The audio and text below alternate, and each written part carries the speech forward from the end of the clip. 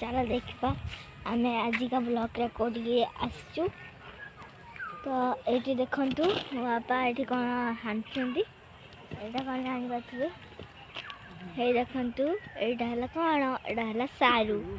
सारू तो क्या भल लगे ना पाटी कुंडे सारू क्या भल लगे तरकारी जानी नी सारू क्या तरकारी भल लगे कहे निश्चय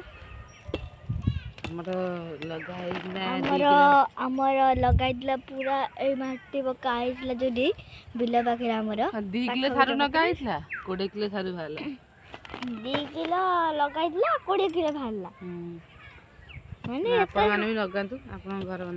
हाँ आपण मैंने भी लगातु आपण घर मानक ये सारू भी बड़ बड़ हम तरकारी हेबा सुविधा हो ए भलिया भी हम किनिया पड़ोनी आ किनिया को भी पड़ोनी ये सारू गुरा आपण घर पाखे लगेब आउ तरकारी करी खाइबो तरकारी करी खाइदब तो चलो देखिए बापा ये कौन कर এইটা কেডে বড় শাড়িটা ভালা বাবা দেখান শাড়িটা এথরে ভারিও কি এইটরে না সেটা না বার আমি ঘাড়াতে বাড়ি দি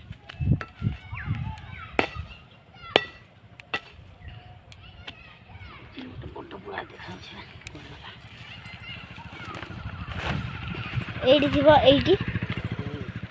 বুঝছি पूरा बड़ बड़ सारू बिना सार रे बिना सार रे सार दिया है केते सारू बाहरला मन देखते ये गछटार एकाथर यही बादे सारू बाहरता ना बहुत सारू बाहरता ना एत बड़ बड़ पुआ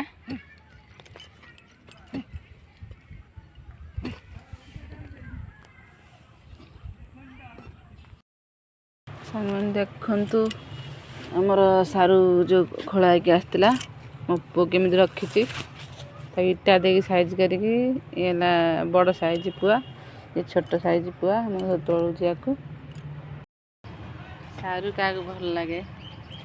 आपण मैंने सारू लगे कि ना आम तो 2 केजी सारू लगाई केते सारू बाहर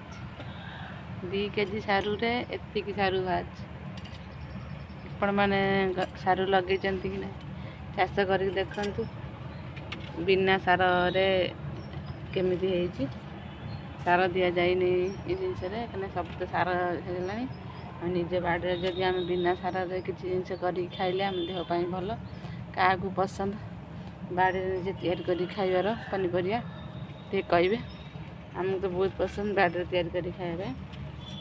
बाड़े लगे जिनसटा बिना सार तैयारी करने के सुंदर से केते बड़ बड़ साइज पुआ है छोट साइज सब अलग अलग कराई रखा हे तो अल्प अल्प खिया कहतु क्या भल लगे बाड़ी रे लगे पनीपरिया खाया कहे।